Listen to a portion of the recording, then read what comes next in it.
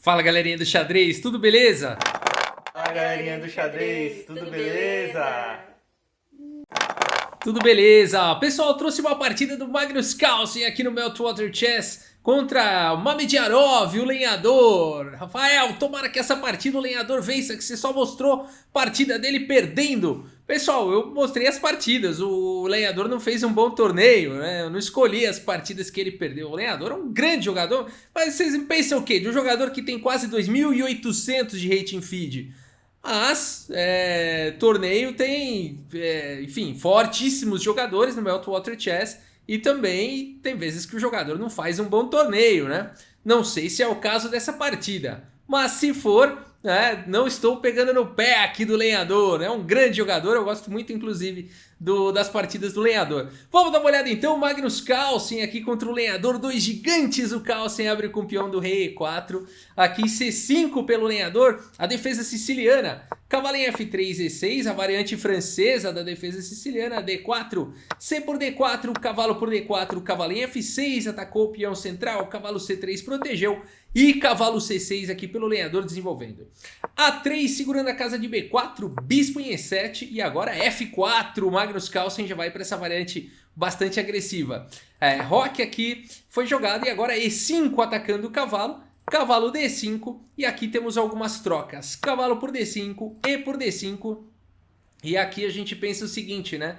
Vamos deixar esses peões aqui dobrados. O Magnus Carlsen não pensa muito assim não. Ele segue agora com cavalo por C6, B por C6 e esses peões agora estão unidos. E aqui bispo D3, simplesmente pelo Carlsen. Então a gente tem aí par de bispos contra par de bispos. O Carlsen com um pouco mais de espaço e um bispo bastante ativo.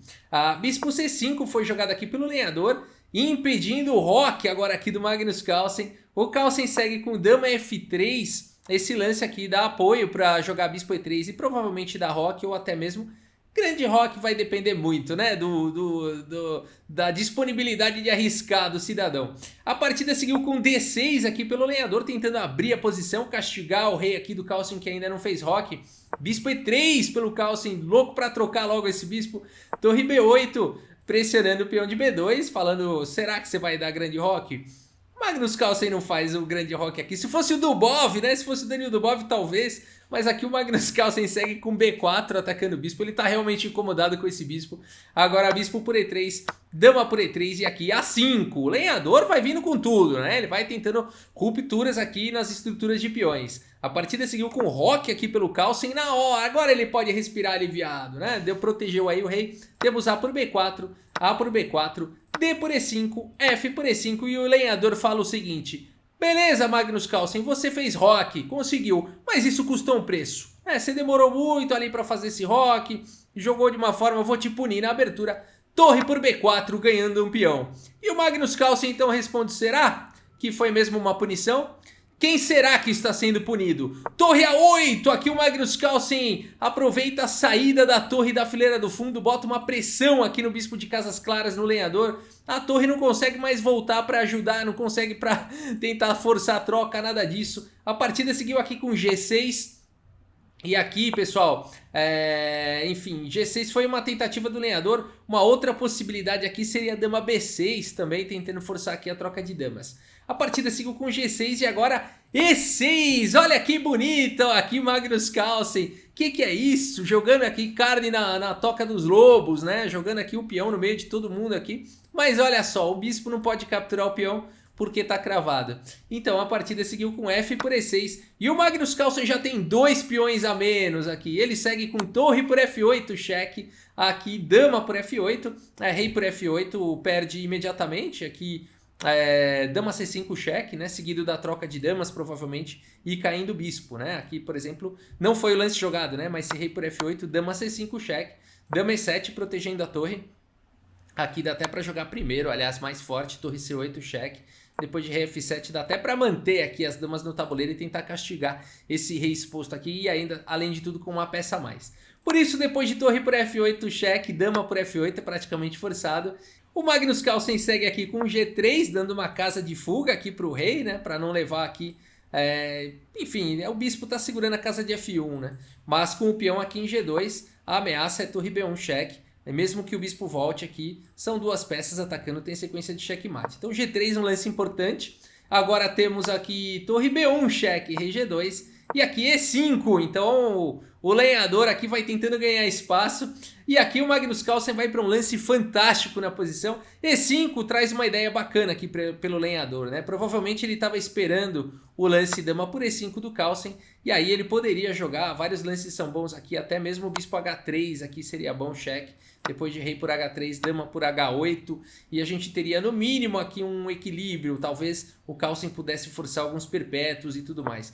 Então E5 traz essa ideia de querer sacrificar o bispo aqui em H3. E por isso que o Magnus Carlsen não vai para dama por E5, vai para o melhor lance da posição. Se você quiser dar pause aí depois de explicado qual é a ameaça aqui do lenhador, talvez a gente consiga enxergar melhor. O bonito lance aqui do Carlsen G4, olha que legal, impedindo o sacrifício do bispo em H3. Fantástico. E agora é muito difícil você segurar a bronca agora para cima aqui do bispo. A partida seguiu aqui com E4. Atacando o bispo, e agora o Carlsen simplesmente faz o lance bispo A6, e o Mamedjarov não consegue entender aqui o lenhador como é que ele ficou com tantos problemas na posição. É ele que tentou castigar o Carlsen, que demorou para dar roque, ganhou um peão, ganhou 2 peões, e de repente está numa posição aqui bem complicada. O lenhador segue aqui, não tem como defender o bispo, ele vai entregar então a dama pelo bispo, por um bispo e por uma torre. Ele segue aqui com o bispo por A6, temos torre por F8, cheque, rei por F8, mas o lenhador não considerou que o próximo lance seria dama em A3, cheque, caindo o bispo na sequência. E nessa posição o lenhador sem entender nada, com o machado completamente desafiado, agora esqueci, sem fiação, como é que fala? Eu ia falar desafinado, desafiado, machado cego, vamos falar isso? Com o machado completamente cego, aqui abandona aqui a partida, né? Abandonou porque não dá mais, né, pessoal? Vai ficar uma dama e 3 peões aqui contra a torre. Tudo bem, são 5 peões, mas o rei tá exposto. A dama vai sair dando cheque e pegando peão na sequência. É cheque, pega peão, cheque, pega peão. E por isso que aqui o lenhador abandonou aí a partida, né? Uma belíssima vitória aqui do Carlsen. Mais uma vez, o Mamedjarov não conseguiu entender o que aconteceu. Vamos dar uma olhada no relatório ali do chess.com e depois tentar entender algumas coisas dessa partida. Vamos lá. Pessoal, o Magnus Carlsen não cometeu nenhuma imprecisão, vai punir o quê? Né? Aqui o Mamedjarov pensou que fosse punir o quê? Né? Não dá pra punir alguém que não errou. E aqui o Mamedjarov também foi muito preciso, o lenhador. 14 melhores lances do Carlsen, 14 melhores lances do lenhador, 5 lances excelentes do Carlsen, 4 aqui do lenhador, né? 6 lances de livro. O problema é que o lenhador acabou errando ali, perdendo a mão na posição. Vamos dar uma olhada onde é que foi que ele perdeu a mão. É muito difícil de achar um lance para as negras aqui. O lenhador foi para essa ideia de E4, atacando o bispo. Quem sabe ele teria tempo de jogar aqui um dama F3 e trocar peça. O problema é que depois de bispo A6 não tem mais jeito. O lenhador não tem como defender o bispo e aqui é vantagem severa aqui pro Magnus Carlsen, né? O bispo continua guardando aqui a casa de F1 e tá atacando o bispo em C8, a posição vencedora. Então o que jogar aqui, né, ao invés de E4? Aqui talvez torre B4 segurasse um pouco mais, olha só, ameaçando aqui em G4. Depois de H3 daria para jogar torre F4 aqui. E aqui se jogasse então bispo A6, se quisesse seguir nessa pegada, aqui sim daria para jogar bispo por A6 e depois de torre por F8, rei por F8 e dama por E5, pelo menos aqui as negras não estão perdendo outra peça, né? Daria para defender aqui a torre F7 e tentar jogar dessa forma, ou até mesmo outra possibilidade. Aqui, se ao invés de as brancas jogarem bispo A6, tentam jogar um rei G3 aqui, talvez um pouco mais preciso. Poderia seguir torre F7, bispo A6 de qualquer maneira. Seria bem parecida essa sequência. Bispo por A6, torre por F8, cheque, rei por F8, dama por E5. E mais uma vez a gente teria aqui uma Mamedjarov. Pelo menos teria a torre bispo contra a dama, né? A quantidade de peões aqui é bastante parecida. Claro, melhor ainda para as brancas por conta de rei exposto e tal. Mas não seria aquela condição de dama e peões contra torre e peões. E sim contra torre, bispo e peões, né? Então estaria um pouco melhor aí pro lenhador, né? Mas ele perdeu a mão mesmo um pouco antes. Vamos lá ver onde foi. Mamedjarov tenta punir a demora para dar roque aqui do Carlsen, joga a torre por B4 e o Magnus Carlsen vem com torre A8 e coloca todos os problemas aqui para o Mamediarov. Tá ameaçando o bispo F5, o Mamediarov assustado faz o lance G6, e aí vem a bomba do Carlsen E6, isso é muito bonito, F por E6, torre por F8, como a gente viu, dama por F8, e aí o G3, né, dando a casa de G2 aqui pro rei, e depois G5, G4, e ficou completamente ganho, né, torre cheque, rei G2, E5, G4, uma posição vencedora. A gente viu que torre B4 ainda poderia brigar, mas ainda assim já estaria melhor.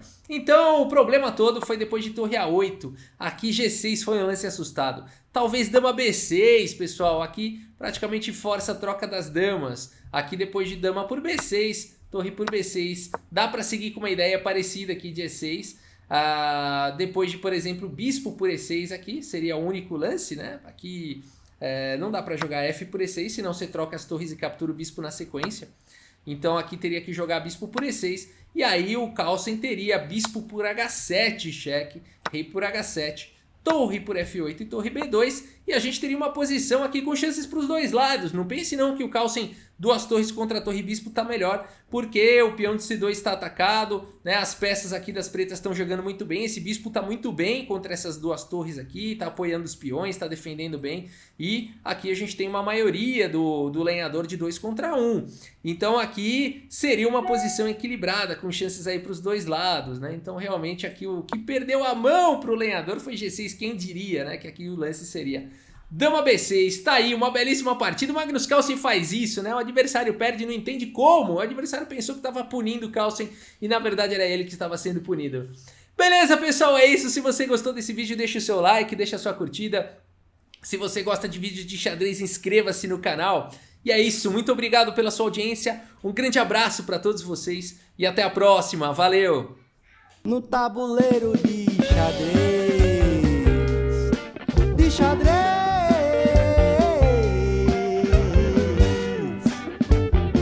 no tabuleiro de xadrez,